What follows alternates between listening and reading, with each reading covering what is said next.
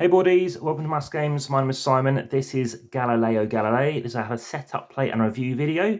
You may have already seen my unboxing, teaser, trailer, preview video. This is obviously that full video now, and you may have already seen this as being my best of the month game as well.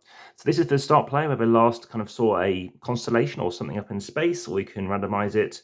You can take a couple of these player aids, which we can even shot as well. And this was, whilst I'm setting up, the last 4 games I played in 2024 on Christmas Eve, sorry, New Year's Eve. You're also going to take cards depending on the number of players. So for a 2-player game, you're going to take a certain amount out. And as you can see, there's space for 6 of them for Era 1 initially. And you're going to play this game, try and get the highest amount of points. And the game will end once you've run out of cards. Once you have run out of cards, there are spare cards that you can get. But then you'll finish that round and play one final round as well. And that's, of course, based on whoever started. So leave these out of shot for the time being.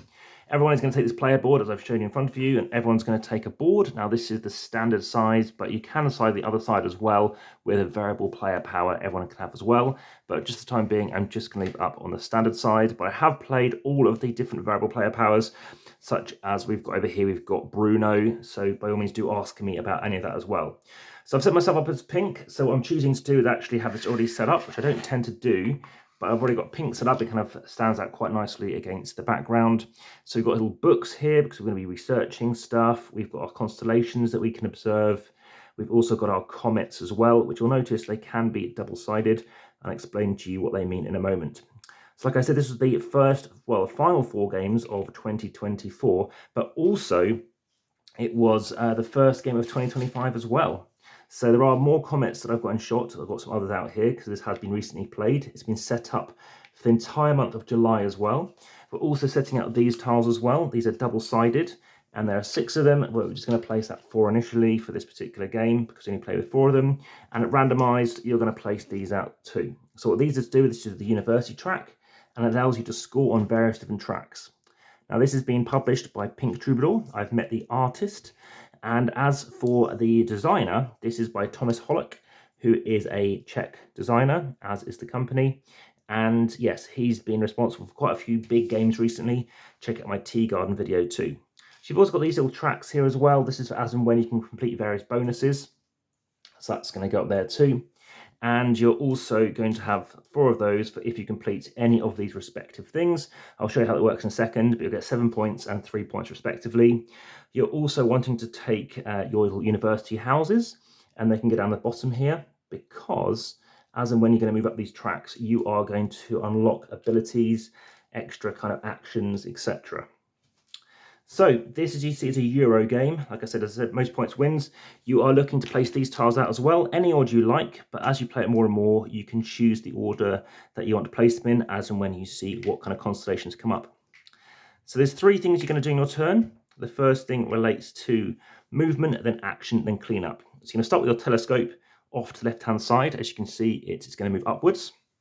I'm going to start off to the side initially, but you're going to pick between 1, 2, and 3 spaces. This is going to start on 0 as well. Just setting it up for 1 player, but this is a 2 to 4 player game.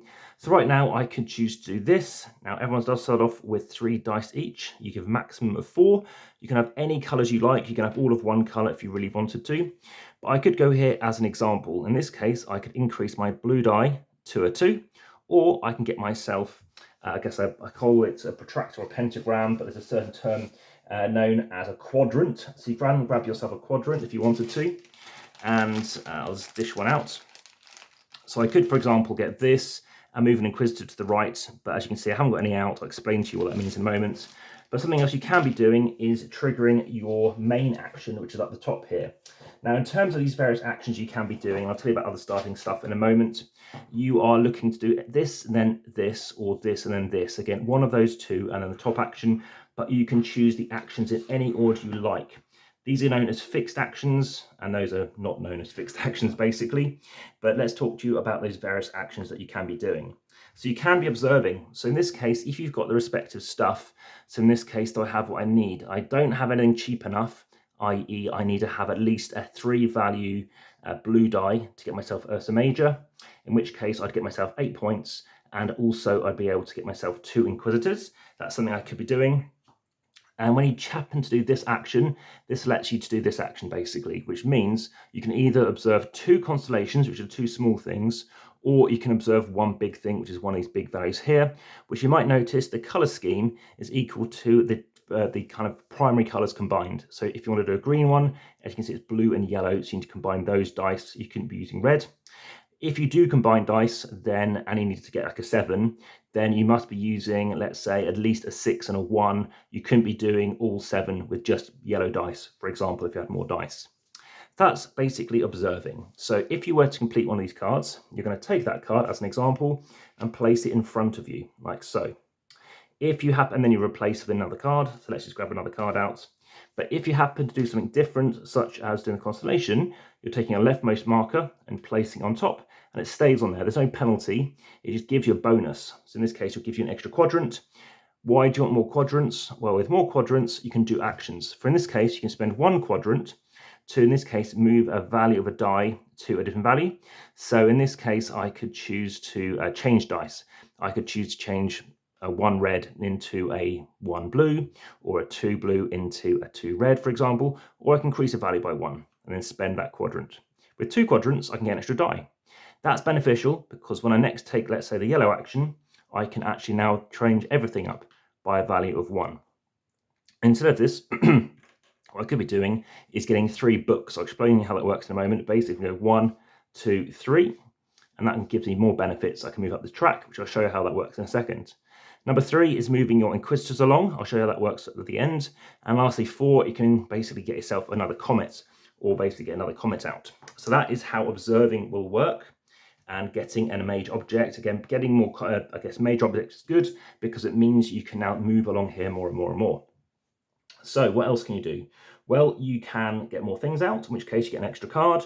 In this case, you get a blank card. So you take another card off the pile and it's going to go face down, but it is part of that stack. And as you can see, it's giving you more and more stuff, which does actually mirror, which is on the other side of the card. You can also gain a die. You can lecture. So in this case, you want more dice, or you could choose to bump up the track, which I'll show you how the track works in a moment too. You can also choose to spot a comet.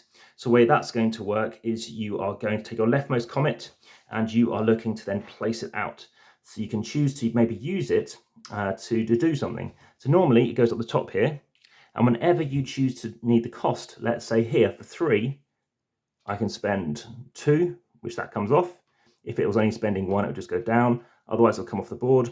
And I need to then get more dice using the plus action to get more blue dice.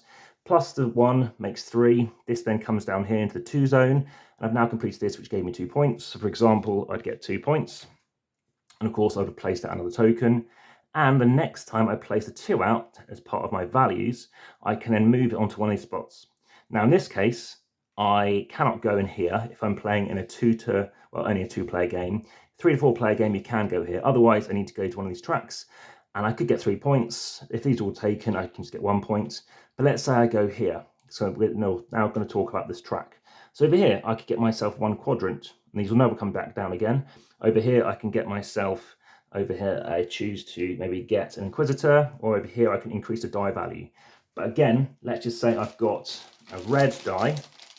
And it's going to be on a 1. Then the way that's going to work is if my next action was to skip, because you can go 1 to 3 spaces, then I do that, they'd all move up to a 2. So that's the benefit of actually having multiple dice of the same colour. Last thing I put out was the Inquisitor, which is going to start out here too. And at the end of the game, you're going to get points depending on where it is on the track, but we'll come back to that. So moving actions, we kind of discussed this so far. We've talked about comets, talked about getting dice. You can observe again, and again, you could be increasing a blue dice first if you wanted to, or you can increase 1 die only. So if it was the red one, I can knock that up to a 4, but I can only do 1 die, and that's it. And then you could observe again, as an example. That pretty much covers everything. You could go here, in which case you can get yourself a quadrant, and then you can do an upgrade, which means grabbing one of these tiles and flipping it to the other side, which means next time it comes round, as you can see, they're a bit more powerful. Now, one thing I hadn't mentioned, when you trigger, let's say I did this my first action, this is going to slide all the way to the end. And it is the easiest thing to forget. And then move across here. If I do this action, then this would come up. And what the flag means is going to move to the very end. So I do this, and then I do this. and sometimes you do not want it to go to the end, so I'll explain. Sometimes when it has a 3 value, such as here, it's 1, 2, and wherever it lands to, so gaps still count. So I do need to explain about inquisitors. I just want to make sure I've covered everything else off as well. Like I said, with unique boards, there's a slight variance as well, so just be aware of that too. But that pretty much covers off the kind of the base game premise. Let's now talk about inquisitors and kind of endgame scoring, etc. So if you happen to, let's say, complete this, you get 2 inquisitors. 1 goes there, and in this case there's 2 of them, so I'm going to have to bring out a second one. So maybe I show you this option instead, just because it's a bit easier. Now, that is fine, that is no problem. However, if they ever move, so let's say I trigger something like, I don't know, by this point I've moved a book up, and now I've gone up to here, it moves. So it moves across, and you can either stand them up to show that they've moved, or place them face down to show that they've moved. You're now going to be scoring this, in this case, -2 points. So as they move along, they're going to start gaining you points when they land there, or basically everything is going to be scored. So if that's moved, then everything scores. So in this case, I get -2 and -6. Whereas if this was here, but it's not -6 points, it's positions on here. So in this case, that would give me -2, so it goes there. And that's fine. I'm not losing points. Well, I am losing points, but you are immediately going to lose 7 points. However, as and when they move across, this is going to move in this direction, and then you're going to get points here as well, and you could have loads of them. So you could score loads of points over here, some negative. I've seen -40 lost down here, or even -80 plus. But at the end of the game, you're also scoring depending on where you are on this track, which of course could be here. If you keep bumping here, you're going to get 2 points. If you keep bumping here, you're going to lose 2 points. You're also going to be scoring up this track as well. So in this case, you're going to score the amount. In this case, I'm getting 2 times the amount of inquisitors I've got. This time I'm getting the amount of upgrades I've managed to get. So if I've got 5, let's say, yellows here, and I've managed to also bump this up to here, then I get myself 15 points. For example, over here, to have comments you've got out, again, depending on how many you've got, how high up you've got. And over here, you're also getting points equal to the amount of, these are called, again, major observations, as opposed to minor ones. So you can see I've got 1 major, that doesn't count. So if I happen to unlock this one, that would go like this. If I happen to have completed another one as an example, it goes like this. So that's that handled off. There's also 7 points available as a race mechanism. If you're the first person to observe 2 major constellations, that's the dark ones, remember, 2 comets and 2 constellations. So 2 constellations, 2 comets and 2 major, you get yourself 7 points. So you can do that. If someone else does it the same round, they get 7 points too. Otherwise, they are going to get 3 points. And one thing you can choose to do is you can actually choose to get rid of one of the rightmost inquisitors, which generally speaking, I don't think is a good idea, but there can be advantages to doing so. So also what you can be doing, so this is basically what you can get for getting rid of them. You can get yourself a quadrant, and you can get yourself an extra die. Now, over here, in this case, if you manage to get all of your books to be on the 3rd position, then you can get yourself 7 points. That's scored into the game. In this case, you've got 6 constellations. You've got yourself 6 points. You get 6. Sorry, you're going to get yourself 7 points, but you need to have 6 constellations completed. And over here, if you've reached the top of 2 of these tracks, you are going to score 2 points. That pretty much covers everything that you need to be aware of. As for starting quadrants, yes, I thought you should start with some. You don't start with any, just to let you know, but you can be building them up and moving things across. So 1 thing, 2 spaces, or the same thing twice, doesn't matter. So be aware of the fact you might want to bump them up if you're going to get inquisitors, and the fact that you can be using your comets to come down and improve stuff. It is quite a quick game. It's only about sort of 70 or 80 minutes. 3 players, even though you're playing with more stuff, you think it's going to take longer with more turns. But if more and more people choose to unlock constellations, the game can run out quicker, because that is part of your time pile, part of your deck. It's nice to look at. I like the variable players as well, variable player powers. Sometimes I chuck them in from the start with people. The dice are nice, and it's a nice coloration, etc. And making sure you've got to manage how many dice you have is very good. It's a great game, in fact. Like I said, it made best of the month for me. And like I said, it doesn't take too long, and I do very much enjoy kind of the resource management, the mechanisms, and I guess kind of the interaction with what you're trying to do. Being aware of the pain of dealing with these inquisitors is really quite a difficult thing to sometimes get around, because people can use a lot of points down there. But at the same time, there are a lot of points to be gained. Again, racing up these tracks, again, other people will have their counters on here too. Having these books and having extra abilities, you can unlock more dice. And also, obviously, lovely artwork, but choosing where you want to get. So straight up 5 points, or do you want 5 points and an Inquisitor, knowing that as long as it doesn't move, it's okay. But eventually you want to be moving along, because yes, at the end of the game you're scoring -8 for everyone in that position, -4, -2, -1, and there's a special board which can give you a bigger dungeon where these Inquisitors are handling themselves as well. So this has taken a very long time for me to film, partially because of the board is being, I guess, sideways. So for me, I've just never got around to filming it. So apologies for not getting this out significantly sooner compared to, I guess, some other games. So hopefully that's still been of interest and you found this interesting to check out. And also it's fairly clear as to what you're doing. So by the time you finished here, by the way, again, you're going back to 1, 2, or 3. So those are always kind of ignored, but those things constantly keep coming round. In this case, you can increase one value by 3, etc. But when you're moving on to level 3 stuff, you're dealing with something like this. For example, you need 17 value, which you might have through many comets. You get 18 points out of it. And of course, there's other things you can be combining. I think down at the bottom stuff, you can be getting points, etc. That pretty much covers everything you need to know. And like I said, I've found it very interesting to play. Again, there's lots of different objectives. These are variable each time. These are variable because, again, these are double-sided. So these are different things that can be scoring. So that could be scoring here, or it could be scoring here. You're not sure.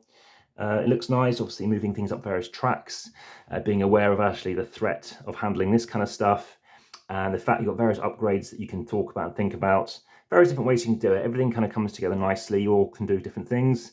And there's even some kind of nice kind of history around each of the 4 astronomers that you can play with in the game. So thanks for watching. Speak again soon, but for now, back to the table.